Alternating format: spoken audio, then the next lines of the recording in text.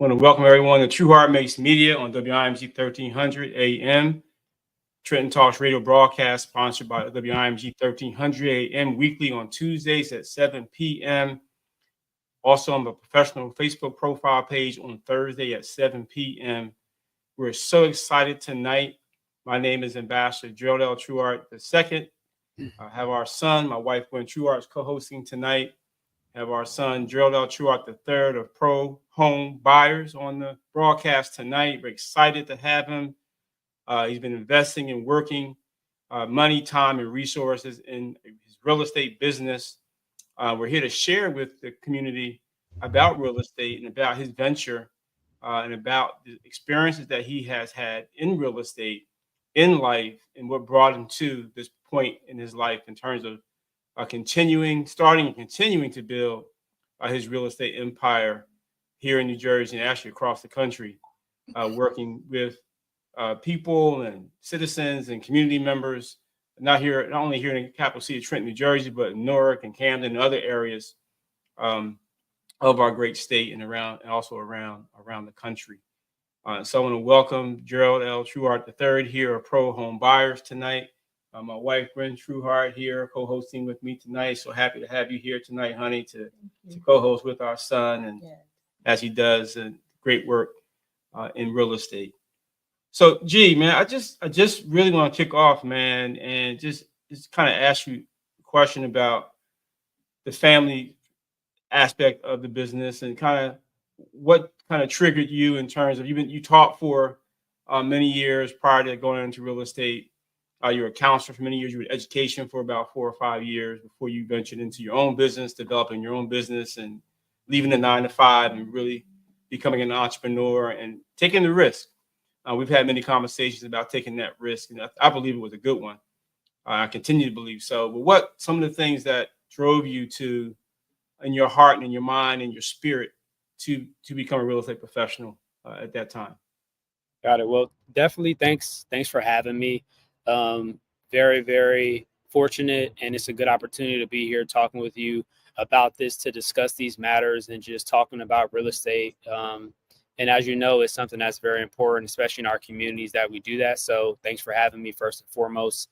And then to answer that question, I definitely think that for the most part, in terms of me, the foundations of where I started from was something that was almost embedded in me from family experiences, and also twofold. I know you mentioned a little bit about my past profession.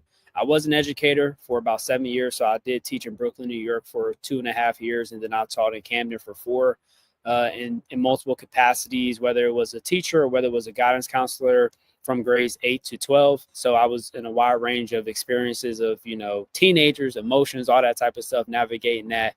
And I loved it. I wouldn't trade that experience for anything. And I was very good at it, to say the least, not the 2-mile horn, but I just want to throw it out there. So it wasn't like I was like, oh my God, these kids are tearing me apart. Let me get out of here. It was almost the opposite. And it was in the back of my mind, an opportunity that I knew I had to get into real estate as an opportunity, but it was also me knowing that, there's another part of this iceberg that I have to look at. And under that, there was a massive opportunity, which I think was real estate. And I was very fortunate to have the opportunities in the career that I have, before that. So when I think about the family structure, it was something that was embedded as a young man when I was going to properties with my grandfather in the city of Trenton, and also in the cities like Maryland, not city of Maryland, but in DC, places like Baltimore, where they own properties, and just, helping them fix up the properties and seeing how the business side of it really worked, and more so the actual repairs and handling the tenants and things like that. So I was always immersed in real estate. So it was never something that was really, really foreign to me.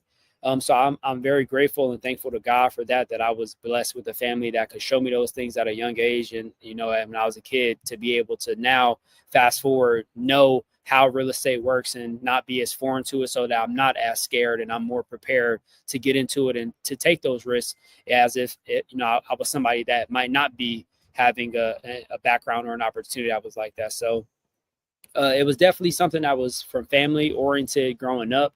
And then more so after, taking that risk was mostly about calculation. I would say it wasn't something I just jumped and said, oh yeah, let me quit my job and let me do this.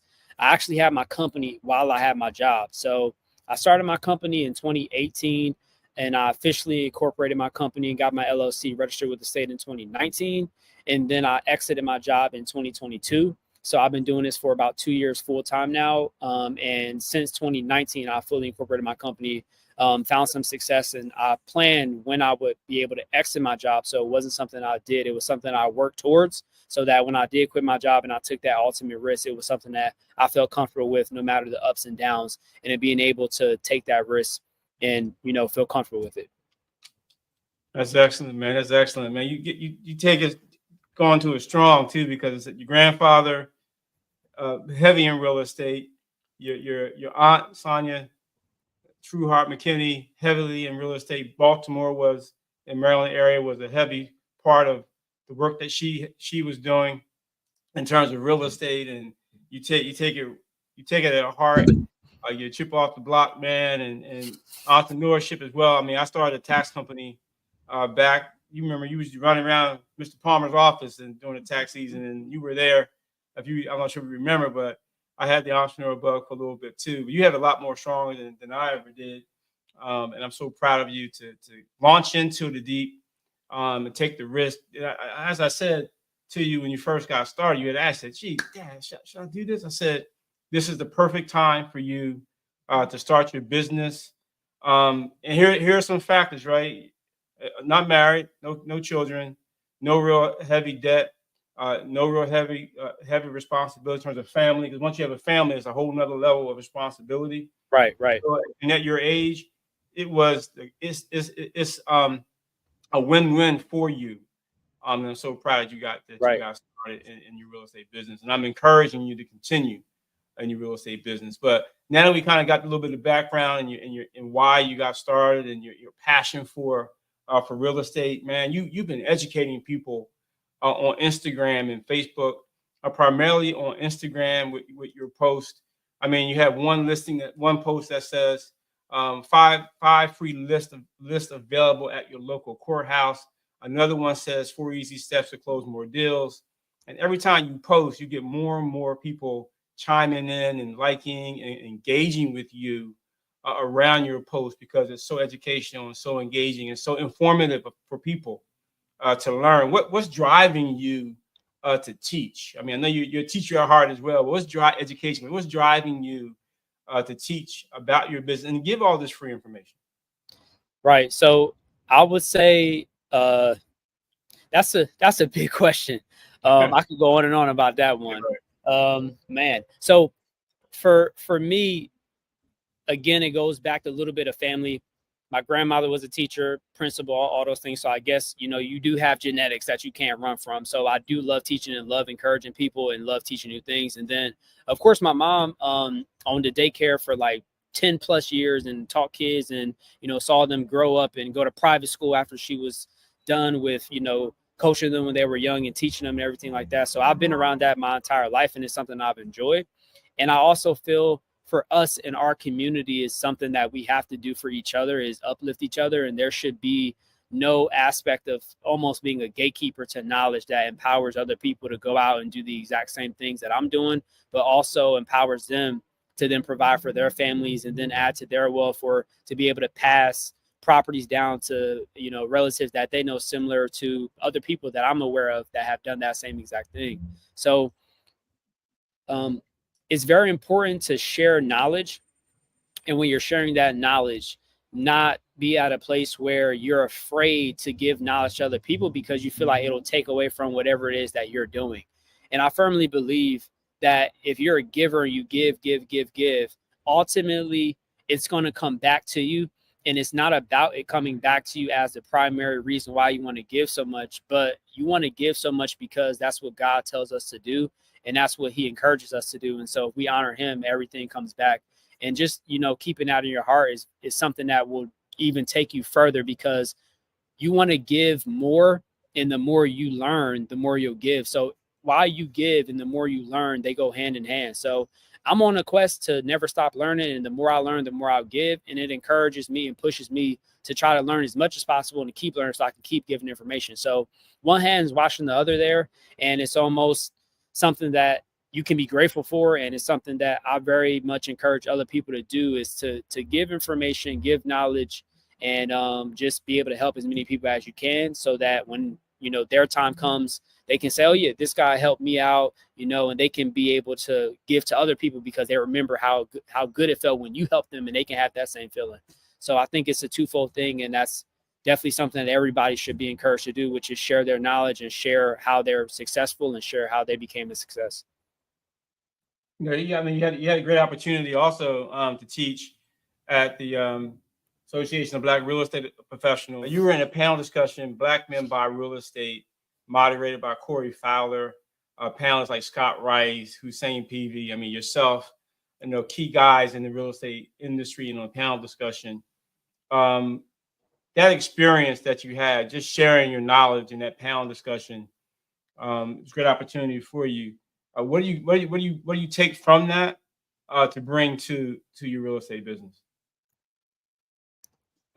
It's really interesting because in the world that I'm in and the knowledge that I've accumulated over the past 4 to 5 years, I would say is a drop in the bucket of knowledge that I need to get to where I want to go. But when you look at other people and where they are, the knowledge that you think that you have is like, oh man, I don't really know anything, but I know enough. And you look at other people and you tell them a couple things, it's like, oh my God, I never knew that. And then it gets you thinking like, wow, like this knowledge that I have actually could empower other people to do a bunch of things. And so I definitely think that it is a little bit of some type of, it can be imposter syndrome sometimes, because you feel like you not only been doing this 5 years, like, what do I know? But then you get around people and it's like, yeah, go do this and go do that and go do that. And these simple concepts, to me, people could look at them, or other people are thinking about them, and they're like, oh, I never thought of that. Or, oh, how do you do this? How do you do that? And for me, I'm like, wow, it's eye-opening, because you really get to start to understand how you can transform people's lives, and how certain knowledge that you have that's actually specialized as a skill, other people don't know. And it's very much so like you're dropping a bucket to you is like a half full cup to them, or even a full cup to them of knowledge that you're given. And so I would just encourage everybody, if you do know anything, or if you do know something that can help anybody else, definitely share it. And don't be afraid to give information, because you think that what you're giving, somebody else may not think of it as being good information or anything that they can use to improve their lives and improve the situation that they're in, because it can and it will. And it's something that's very important that we definitely need to do. Excellent. So what information would you give to someone who wants to start flipping homes in the real estate business? That's a great question. If I could go back and do this again, I would preface that question as going back and looking at my upbringing and how I got into the business, and to be able to help that person out, the information to answer your question, I would tell them, one, get a mentor. Get somebody that's done this before, and get into a partnership with a company, or get into a partnership with a real estate agent that's already doing what you're doing. Learn from them as much as you can, even if you're under them for 6 months, which is a very short time, a year, which is in retrospect a short time. But it will also help you to be able to learn the ins and outs, and you don't have to necessarily pay for the mistakes that you would have made without them being there. And what I mean by that is, some people pay for coaching, some people pay for mentors, and that's completely okay. That's something that you should do. If you're going to pay $3,000 or $5,000, even upwards of like $10,000 for mentorship, just think about how that investment, right, can save you $50,000 if a deal goes bad, right? Would you have wanted to spend $3,000 or $5,000 on a mentorship to then make 10x that or 20x that? Or would you rather do it yourself And now the $5,000 that you did have, you spent on a down payment for a house or to get into a deal, and you can't even recoup the money because you made a mistake, and that mistake cost $20,000. So now you're negative 20 and you're negative 5. So you're negative 25, where you could have just paid somebody a small amount relative to what you would have lost, and you could have learned all that information on the front end instead of taking that loss. And so usually what we say in this type of situation is either you're going to pay with two things. You're going to pay with your time, or you're going to pay with your money. So you can learn all the things and not invest any money, and what you learn could possibly take you 2 or 3 years to get to a point where you're actually doing good business and you're making deals happen and you're flipping homes. Or you could pay somebody and you could shortcut that into a year or a year and a half or even 8 months, and then you could still get to the point where you want to go quicker by paying somebody or finding a mentor. That's excellent. That's excellent. I want to share one of your Instagram posts that you did. It says make money buying property in bad condition. What's that about? Yeah. So everybody always has this idea of like money being in good properties, and they look at the luxury homes and the homes on like, HGTV and the homes that Jeff Bezos and these millionaires, billionaires live in, and think about like those are the houses they want to buy and invest in. When in all actuality, it's the opposite. It's flipped. It's reversed. You want to find homes that you can put a minimal amount of money to purchase and money to fix up and rehab, and then sell them for the most amount possible. So like the famous Warren Buffett always says, if you don't know who Warren Buffett is, he's a famous investor that's been around. He's like 93 years old. He's worth like probably $300 billion at this point, billion with a B, legit $300 billion. And he always says, buy low, sell high. And that's something that I'm constantly reminded by in conversations with my mom too. She's always like, you got to buy low, you got to sell high, G. So that's one thing that I've always took when I'm looking at these houses that are not in the best condition, that need a ton of work. And in the retrospect, you're also helping somebody as well, because most of the time, the people that have houses that are in those conditions, one, they may not want the house. They may have bills associated with the house that they can't necessarily pay for, and they may not have the money to fix up the house. So if you can purchase that property from them and you can give them money for the property, and at the same time, you can take away a burden that they're feeling, it's easy for you to be able to position yourself as a figure that's helping somebody, and also make sure that you're getting a house at a good price so that you can put a certain amount of money into it. And then you can get a certain amount of money on the investment side. Once you've purchased that house, you've put money into renovating that house, and then you've sold that house on the back end once you have it listed with an agent or a person that you're working with to do the dispositions, which is basically selling the property. I got your Instagram up on here. The 3 secrets you must know to secure your first deal. You're someone that has a huge problem landing properties and getting them under contract. This video is for you. If you're having problems and trouble when you talk to homeowners and you can't get houses under contract, most of the time the problem is you. Here are 3 things that you need to do in order to set the tone to get the property under contract. The 3 things are: use a script, build rapport, and set expectations. Using a script gives you structure, and it also allows you to pinpoint things that you need to talk about in order to get that property under contract. Building rapport is redundant and it sounds very boring, but it's actually something that you need to do. Building rapport best practices are: listen more than you talk, find a common ground with that person, and lastly, actually see how you can help them and give them suggestions on what may be best for them. Setting expectations is a crucial part to you being able to come away successful. In order to set expectations, you need to tell them what you are and are not going to do, what they can expect, and what they should not expect. 9 times out of 10, if you give those 3 things at least 80% of effort, you'll be able to come away with a good outcome and put yourself in a position to potentially get that property under contract. Like and follow for more. What's up, wealthy people? It's True, bringing real estate to you. If you're someone that has a huge problem landing properties and getting them under contract, this video is for you. So much wealth of knowledge that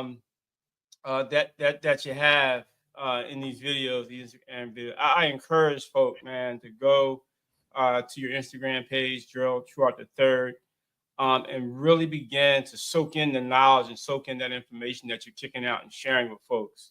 Because it's so much good information that you're sharing with people. And when you did that video, what were you at that particular time? Where were you in your real estate business? Where were you? What point were you at in terms of development in terms of your business?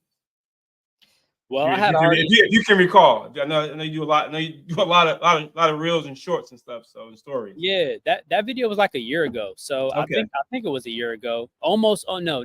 Almost. That video was almost a year ago. So that was at a time where I was locking up deals, and pretty much one day it came to me, and it basically, I asked myself. I said, self, I guess you could call it. I said, self, how would you show somebody how to do what you're doing? Because at some point in my business, I have to replace myself so that I can do other things and, create a vision for my company and be able to put other people in seats so that I can run on its own.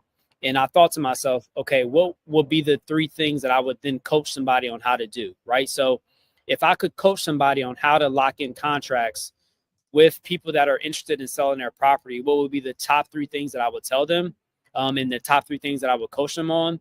And those were the top 3 things. So the top 3 things, of course, like a rapport. Somebody has to like you to do business with you, and somebody has to understand where you're coming from. You have to understand where they're coming from.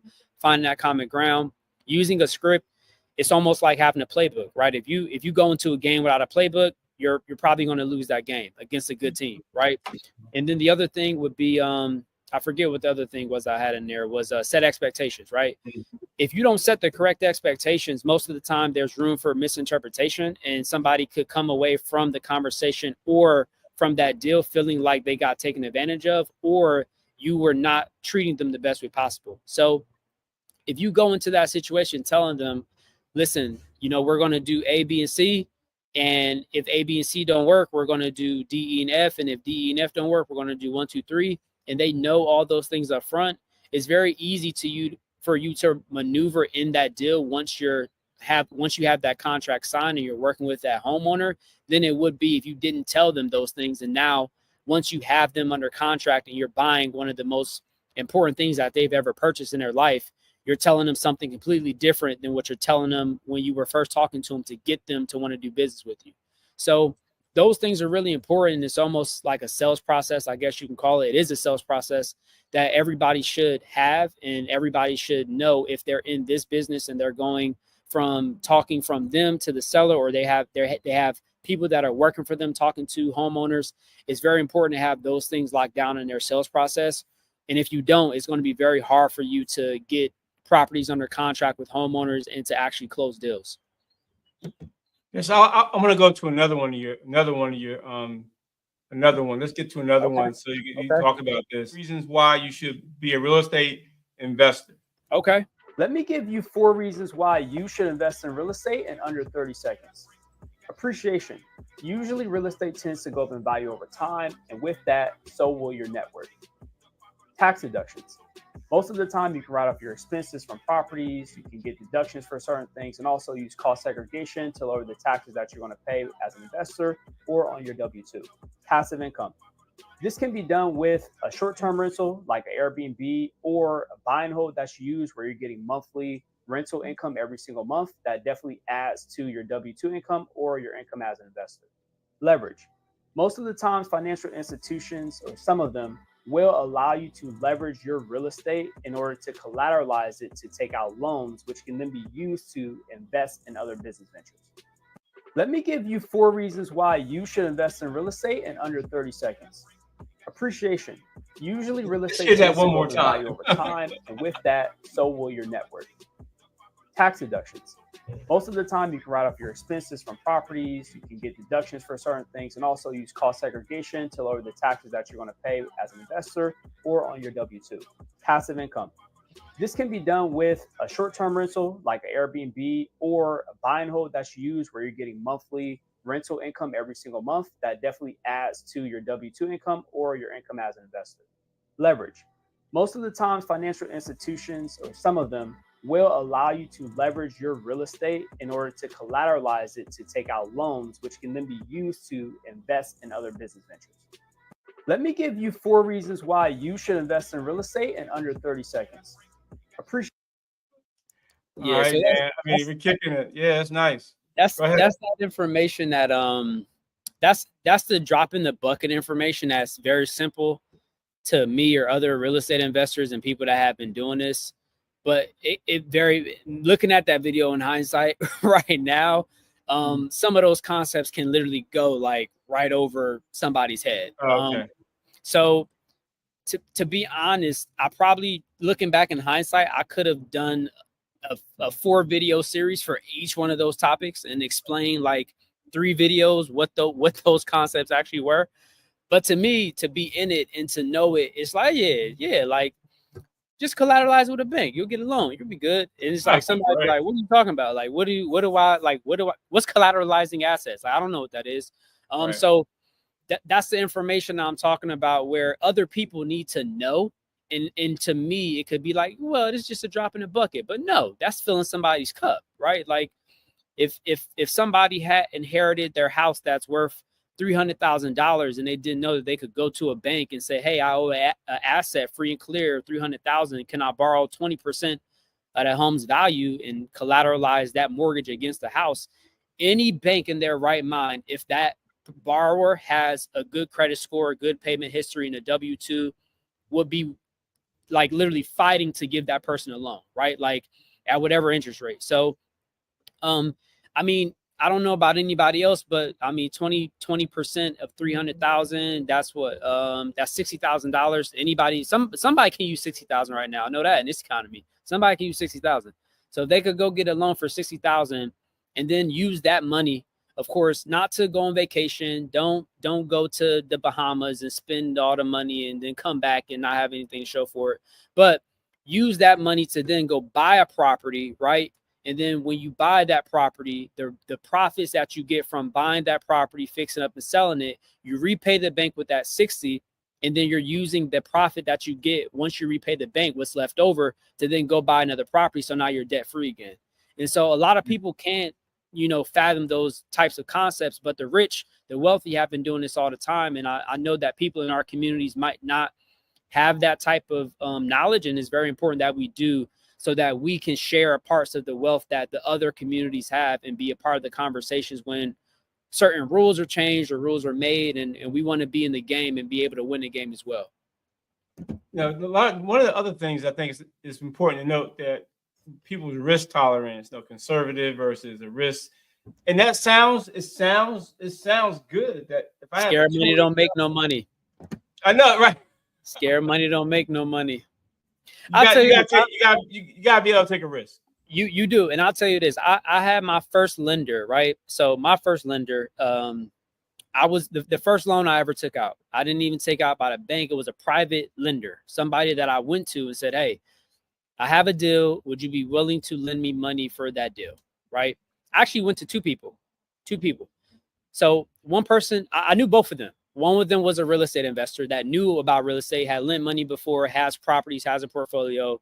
One of them knew nothing at all. The only reason why they even entertained me asking them is because I had a long-standing relationship with them and I actually knew them, right? We had a relationship. Like I talk to them all the time. I go over their house. I spend time with them. I spend time with their family. And so that was the only reason why I got in the door. But talking to or speaking to that one person that didn't know anything, they had to break down a wall and trust me and say, yeah, it could be a risk. But you know what? I trust Gerald to the point where I know what he's telling me is going to happen. But that also goes back to those concepts of build the rapport, right? So I did that. Set the expectation. I told them everything that could go wrong. I told them everything that could go right. And then also the other thing that I talked about, reports, set expectations, the script. You don't necessarily, you do have a script when you're pitching a property, but if it's a family friend or somebody, there's a script, but there's not really a script, right? So aligning all those things and asking for money is very important. But to wrap it back up, that person had to take a huge risk, right? And so I went to them, I asked for $60,000, $60,000. I don't know about anybody else, but that's not a small piece of money, right? Like unless you're Bill Gates or somebody, that's not a small piece of change. So they gave me the 60,000. I gave them 12% interest annualized for 3 months, and then I gave them a down payment. I told them everything that was going to happen, called them probably twice a week, update them on the deal, let them know, blah, blah, blah. The deal was done, gave them all their principal back, which was the 60,000. They had their down payment, and I gave them the monthly interest payments. They were paid out. We had a deed that they deeded me to prove that they lent me money, and we had a mortgage promissory note to prove that they lent me money, right? So that they're tax compliant, they're good, all that stuff. Balloons, yep, it was a party. It was a party. Once they got their money back, it was a party. So the next question that I got from them was, hey, when can we do this again? Right? Like, when can we do this again? I said, look, if I have deals, I'll let you know. So the most recent deal I did with them, I think they gave me $30,000. I needed some private capital. I used their money for about literally 25 minutes. They wired the money. The money went to the title company. The closing was 25 minutes. The money was then wired back to them. We already had a loan agreement, all that stuff. It was legal, legit. My attorney did it. They made $5,000 off that one transaction, right? For 25 minutes. That's all they had to do. And so while that sounds too good to be true, it is too good to be true if you're working with somebody that doesn't have a track record of being able to prove to you the people that they've worked with and how they've done business in the past. And I think that that's where a lot of us get caught up, especially in our communities where we've been through traumas and situations where we don't trust, right? Because things have happened to us where people tell us, oh, like, yeah, we're going to give y'all some medicine and we're going to see how it reacts. And we got the cure. We're going to let y'all know how it works. If you don't know what I'm referencing the Tuskegee experiments for those of people that are not. Okay. But yeah, y'all going to be good. We're going to give y'all free food and free place to stay. And sounds too good to be true. We went for it. It didn't work out. So now we're left with that scar, right? So I think that in all, when you're doing business with people, you just have to know them, trust them, let them show you the things that they've already done. If they don't have any results, it's probably not a good decision to trust them with your money or trust them with your life savings or trust them with your property. But if they have a track record, they have results, they can show you, prove to you, they have legal counsel that's good, that's legitimate. I would be very much so promoting, hey, invest your money, but invest your money with people that know what they're doing, that can give you a good and adequate return, especially that's comparable in today's market. Gerald L. Truehart III, Pro Home Buyers on 1300 AM WIMG, 5 times Stellar Award-winning gospel station, music for the soul. I mean, you've been teaching and inspiring people, I think, to take those risks that we just were talking about. I mean, people have to, you said, trust and build rapport and have a script, all those great things. Let's go to another video of you sharing your knowledge.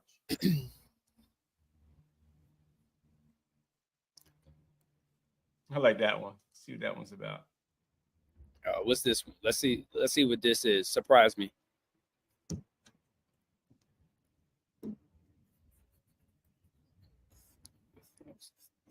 All right, so that's that. We're gonna go to this one.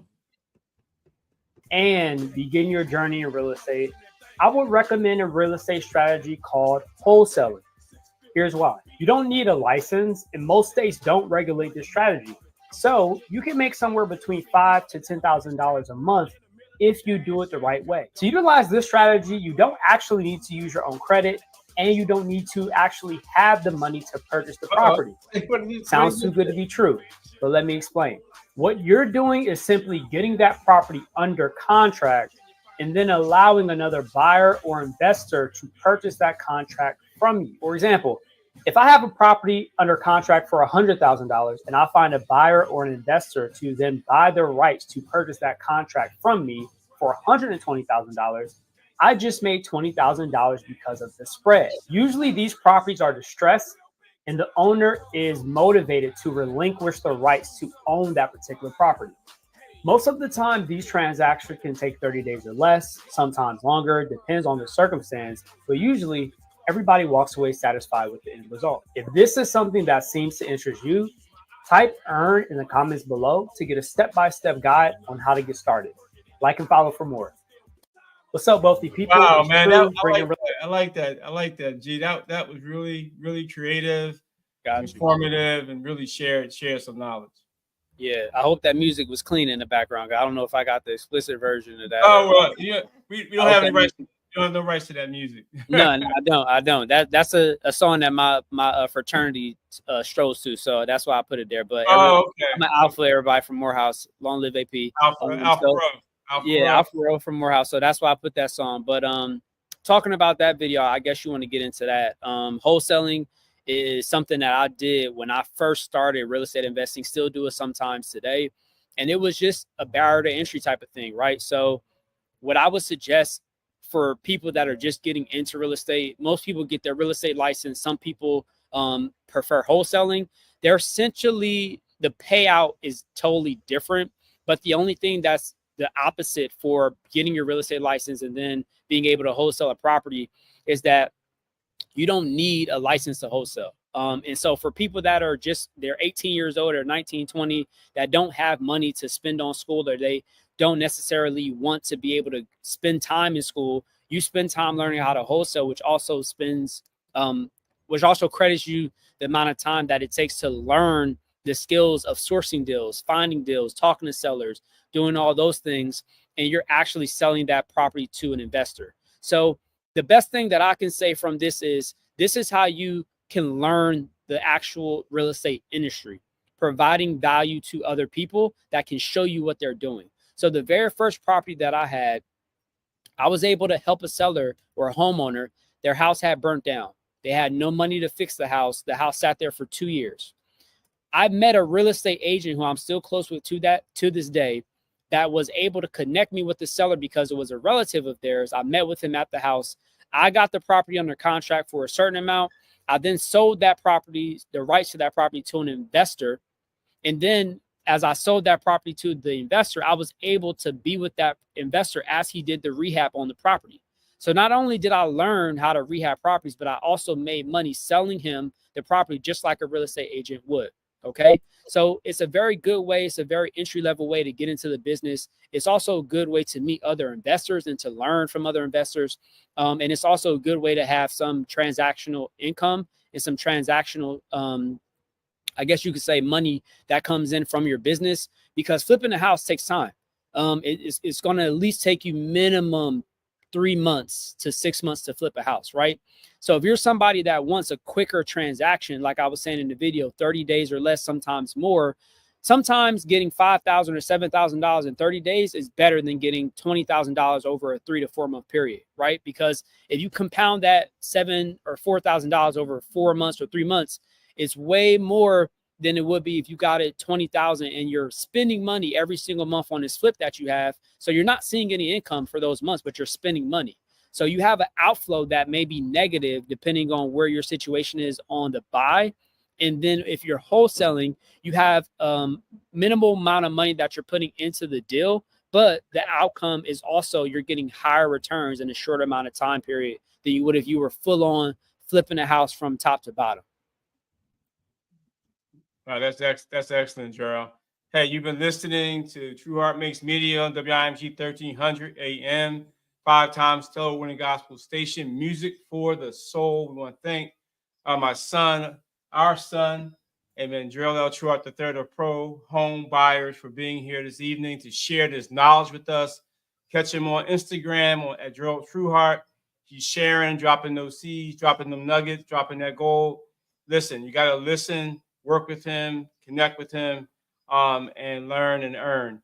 And so, again, we want to thank Gerald L. Truehart III for being here tonight and sharing that knowledge with our community. Look forward to having him back to share more.